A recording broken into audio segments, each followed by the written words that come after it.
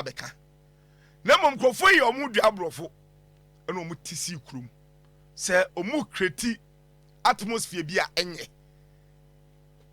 yenkotie ket yes Okraku ene ebra call parliament ne ensema hodo a odekoto parliament select committee no anim efa save Ghana football demonstration no eho atu be bi mamie. For the respect we have for this house and for the fact that all of us have a common shared vision. The vision is to deliver Ghana football the way it has to be delivered. I said ordinarily I wouldn't react because a lot of the people who put this together are people who work with us. People who have access, direct access, not only to my good self, but the leadership of this FA. They have so many channels not to create the atmosphere they created in this country to address issues which are of grave concern to them. But they decided the way they decided, in quote. Having said that, if the group had been very patient, if they had gone through the already accessible spaces or channels they have, they will realize that most of the concerns were already taken care of or were being taken care of by the leadership of the FA.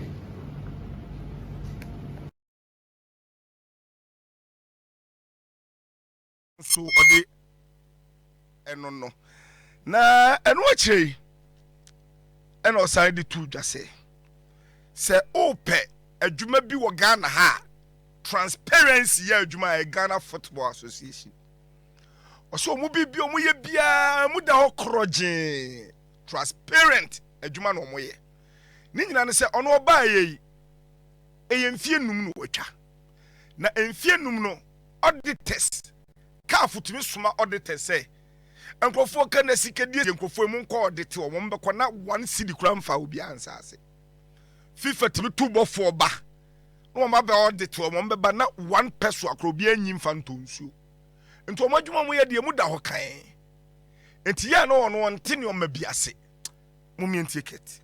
I have been in office for less than 8 years. I think that I've been in office just close to 5 years, 2.5 years of COVID.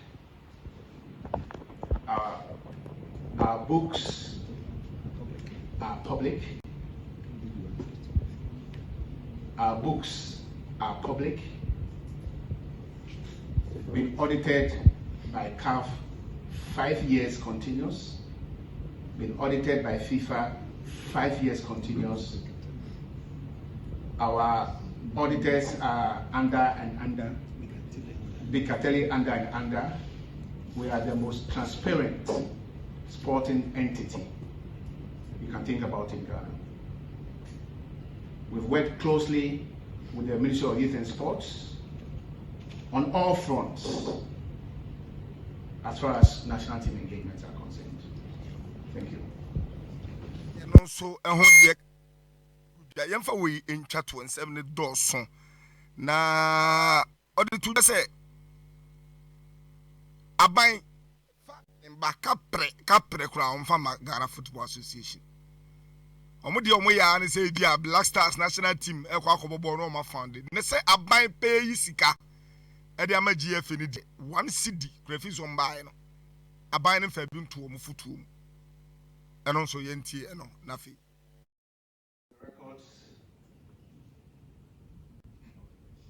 the government of Ghana doesn't give GFA any money. The government, through the Ministry of Youth and Sports, funds national team related activities through the Ministry of Youth and Sports. Absolutely no money comes into the coffers of the GFA from government. Monies that are used in the management of national teams are paid to the Ministry of Youth and Sports. The ministry do send what they call account or purse holders, and they make all statutory payments. No cedi comes to the FA. Thank you.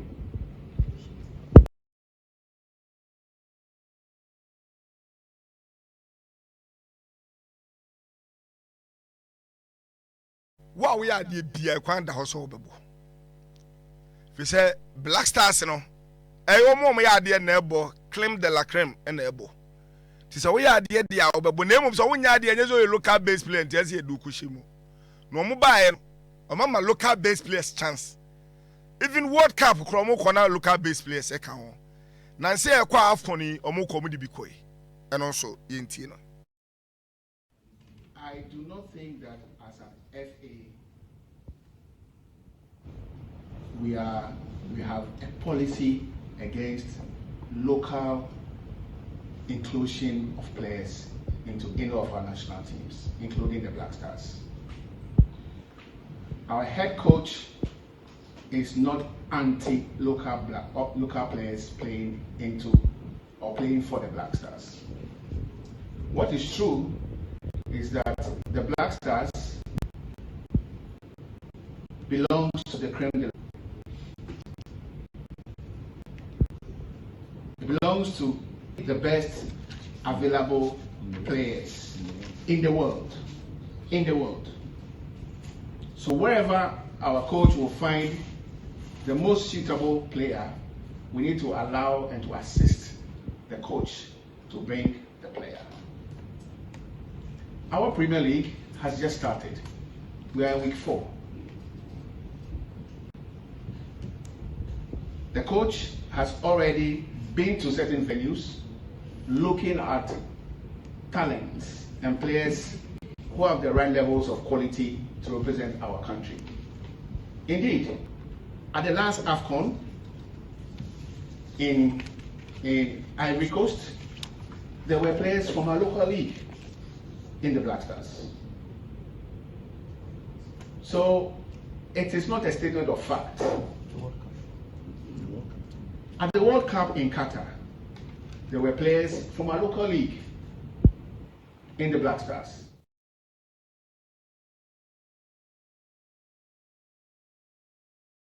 And select committee, and all day a honsem no air to eja no.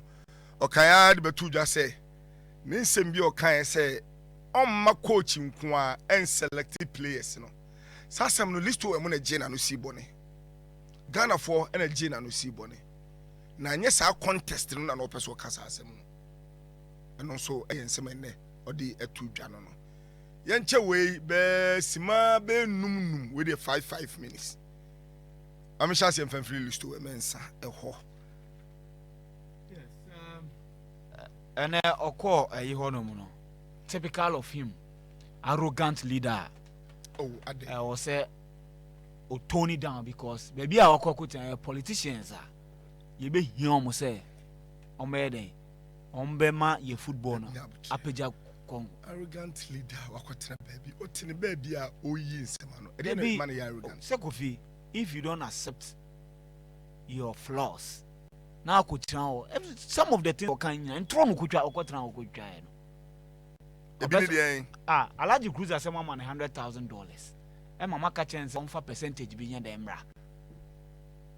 And I'll show who say percentage, it doesn't make sense. And I must send his Kanaman back.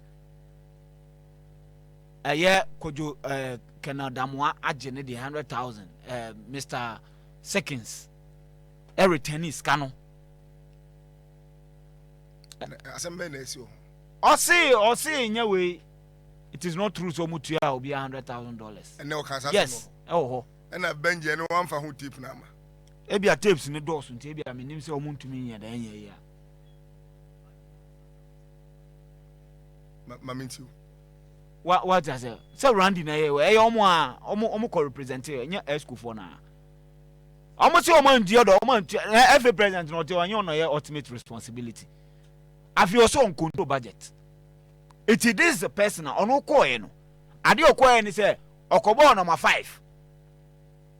instead of say obeji atumu say even yen how we finance yen football ne kra no from aban side no wrong ye ni say ebeboa wan ko ye ni sa onu ko no ko paint picture say efe ni de omo ye bibia akroje say local players o defend it by local players ye nso mo ko national team a blasters na twene no mo kobo drum afiri ban o boy amani sakura ye den boy onya we adencheche woni nsam kofo we striker no medium man striker no say yes that drum no enye easy pa obom sa dem ga what I say that is the inclusion of locally based players no omo inclusion e owe ewo eti ne sam no okotan wo kan ne de ehye bufu kra ehye bufu eta pitches na FIFA say FIFA forward money mo koje ye na mo say mo maintain 80 pitches na wo hefa en na osa ko list say ya maintain pitches 80 ukọ ha enie pictures nie videos nie FIFA contact we dey kubu o there be na say the improvement ye pese ye kire say football na wo dan no onye no papa bia e na ban mu penifo afro ene o ka sem bi o say ombisa ne say as a Black Stars abysmal performance no say where the person will be cry abysmal sure no because the ochre oh Listowel anenya bufu say there be o me ade me bufu ni say leader ade enkoyie a obi enu ade enkoyie na wo person opposition wo say wo nim nyansa sen obi a enyo no be kan semunu say ye ni Messi ni Ronaldo ono no be kan say Ghana ye ni Messi ni Ronaldo ye ni Messi ni Ronaldo no ohun nyansa edi minister na chi mo ko na do ko $50 million edi ko AFCON e ko free mu group stage oba no e no be kan sem hunu di kire say ye ni Messi ni Ronaldo unim say ye ni Messi ni Ronaldo ba ko je amount of money o ni nyina no e no de ye hye no ho e da so hye no ho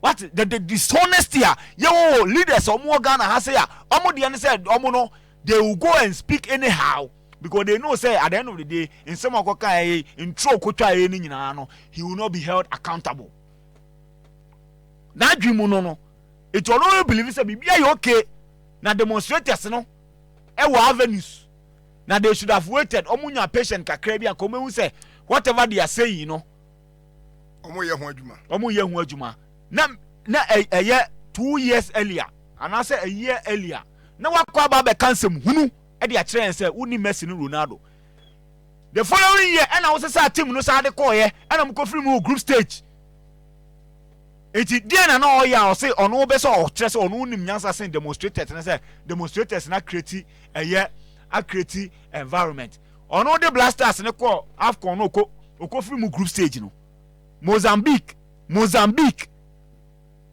90th minute na ye 2-0 Mozambique here the ye free mu no and one create atmosphere or mine mu these are the people and when onamu and all making money for himself shirt coat kuntan the up and down empty and na kono kotra no you see Steven Appiah call any ono call one with difference no Steven Appiah check the problems Ghana football is facing into abamu pen for at some point ko kase MPs ni yedai invest wo sports ni mu bi football ni mu Appiah na kan asem no but ono akọ tena ho e pese a kire words they should use e correct say o man tua $100,000 and farm away to pese o kire say ono no kan okra na large cruiser na etwa ntro ana sika no return e no pese o kire say seconds and return $100,000 and farm more back. Is that what he's trying to tell us? Some are transparent. If you check the amount of money that these people get, anybody obviously yes.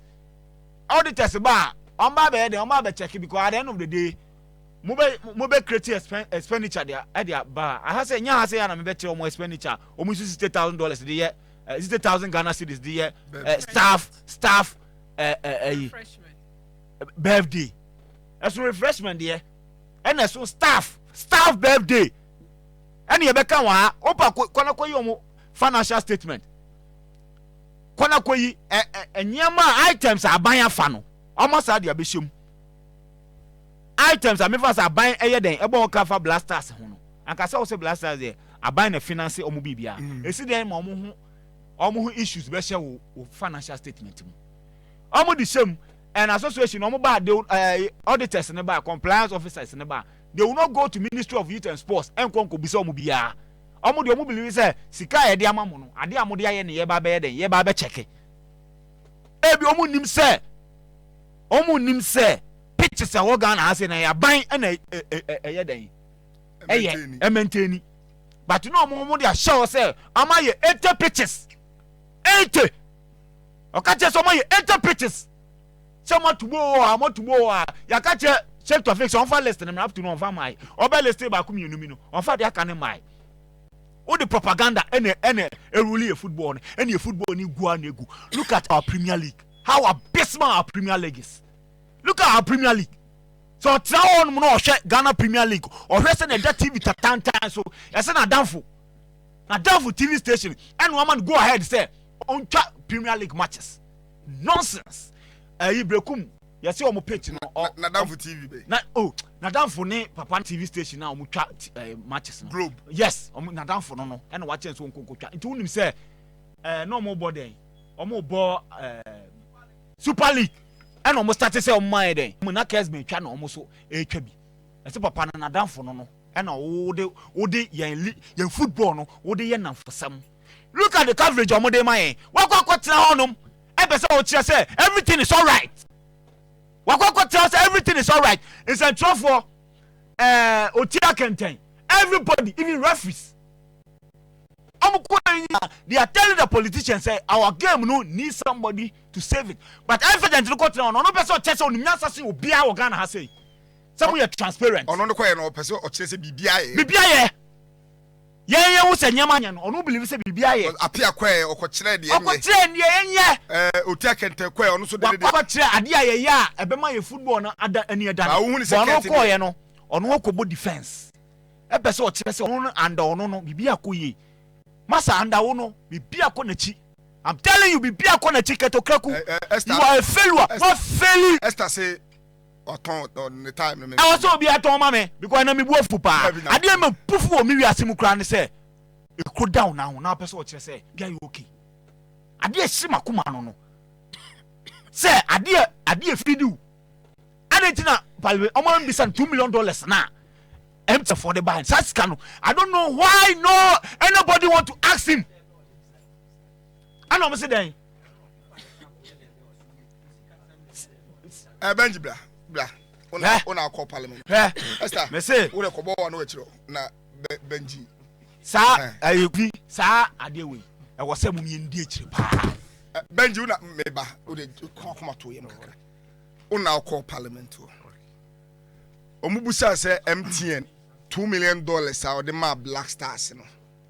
And sembe and a kit a kafa. Question by no wama any direct answer. Omonya $5 million, omonya $2 million. Womo kabo video no. Womo eto question no. And obisa say the a responsible entity always be an FIFA and CAF audit their books. And their books no out there. Womo books open public no be omu ye bia da ho nti specifically say be o mention say bia association no enya $2 million womo nya $3 million from sponsorship no wanka nti no na o make pronouncement say womo books o bia clean FIFO CAF bia clear womo. So after no na one member from the committee ne say okay no he was not fake on CAF and FIFA. But want to say or boss bia government and so clear or say they are clean and that's when you clean. So honestly, question was asked based on how much our national team Black Stars sponsorships or abenina the FNA, but there was no any direct answer to the question. Say bia when you $2 million yeah. A copy more $100,000 appearance fee. Yes. Emma no say $100,000 amubia. So that question, nipe two na answer. First was a GFA president. Wamu beside say and question of committees ni bisa no sometimes it wa eno na the answers be more than the ever because one me as a journalist I know say the GFA can't pay themselves that amount of money a government any tuya FE4 no so instead of them to ask them say why will you propose $100,000 to the government say on tuya management members no the question was asked say adentina utuya management members $100,000 and also you need and also you to I bind it to your government I bind any person the DH in one government and responsible minister no say omu mutu eska no so Randy Abin so also the answer to the question and say he don't see the reason why people have problem say management members of Black Stars and I say any national team tia omo bonus and also omo je appearance fee because so omo program and not any tournament that's a shame eba the first target will be the FA president any management committee of a year Randy the typical assassin oh of course and maybe our subsequent because and a long session into either Monday as I say you be digesting for a long time you be Randy part no any dia okay yes into I say the reason why I also people have problem because on what tournament as a management committee member and as a chairman for na 20 year on finance team na government official BNC team no talking about the free ban no saving to the sense of this quite to a player medical bills na dey chance issue no quite critical na government be ma one be reimbursement into onu who say the members they deserve whatever they are taking from the national team because qualifying team to have any one-day job okay according to Randy I say it take 4 years and every single member be all blasters be and say any other national team be no FA into for certain allowance for say bia wo equal meeting for air national obey adwuma for 4 years unya allowance bia and say team no choke sas na say they are being rewarded it shouldn't be problem for anybody you see all these answers or chromophobia e wo kwan obetumi afa twitwa and me be wiade na ochimi sese I know things that I will say a bit more touch your pause and some Dr. Randy Abin to Okraku you bogus you bogus yes they are being paid what you say a bromo esco no omo juma omo yene na what is the difference between managing the Blasters and being an ESCO member? What is their job? And even we've even said, say the management committee, a bogus committee. What do they add? It's a munu for 2021. What read your report? Where were the committee for? Where were they? You could work up on modern come base as a 77 more colano. No management members no more. Alaji Gruza Bayano. What role did Alaji Gruza played in all the qualifiers now? Boy, or say, Nigeria will be the second will be. Yan finance or flight no be we catch us a yen reward. Umunim the Omoka. Umunim the Omoka. That is why they will go and take that money. But Omo training under 17, under 21, they will not pay them. You think, sir, you are managing national team. The success bad yeah, reward you. But Omo taking Koladia national team, main national team one day, they don't pay them. Does this make sense? It's not make us a coffee. Idea I could see or neno. A idea a shame from the FA position. Omo position ma taking na me nisa komoko no on person mo say omo ni agye say ya te committee bi say na ye football no say baby e wo no e wo sa ban ye den e bam it your proposal ni the SCD the me fan say something na ye den e da ho a ya practice ya hu say I moye but going forward no the pese ye ni the pese ye ni the pese ye ni me say $2 million no look CAF ni FIFA ba what they do is that they check almost mamu. They check the money so almost the mamu. Yes, sponsors. And you usika be away then unya fee baby. It's empty and $2 million now. Or the ma my bra yako a year 2020 2 World Cup no. That money they need to account for it. Omo change omo bank statement financial statement no. Page e wo. Ni nyina fa enu kom say sika no be bi omo dey den. So omo dey show books so. Omo fa shame ni nyina ehu. Eye shame and I'm highly disappointed say edu baby say na Dr. Randy de no abata ho. Oka ho nye so abata Now oka ho. Bata ho. Oka ho nyini. What you say? Oka ho. All these things you people are doing, you think say how one year you say just what the work join you uplift. This is what ade bani. So who to me justify say mu to me koje $100,000 for 2 weeks. You eat free. Baby am be die free. Mu pay DMs free near there yasama $100. E bra wo league a wo bon. We league a obono. We league champion, so we win the league in 5 times, so it's 4 times. And so we mean as amount of money. Does this really make sense? O conscience is your conscience okay? Say, oh supervisor me say demonstration in the moment for masamo mahu. May I show secret up to nation it's room. This should be the last time all come about demonstration. Obe fa kunyano, o the manifesto ne ba la show. Na pictures. And I will pictures sing. Ucha picture see will be e wo ha say. So what I say? Eti mo for na say ma demonstration for no kra so. Mo for ya say mo ma oye ni nyama ya kobi akọ demonstration. In some men yan ka ofia say. Oba how many years ni? In some men na kobi jare unta kan. O wa so. Say be mu twabo na ohia wo ka. Say de mo ka nyina ote. Adeti na o implement it till say demonstration ni ba no person o tire say demonstrators for no mo makwa create scene bi. All the blasters have come back to back group stages no enye scene. Okay, we that say serious. Listowel mensa me that say 8:57 mega 6 enumere when Giloto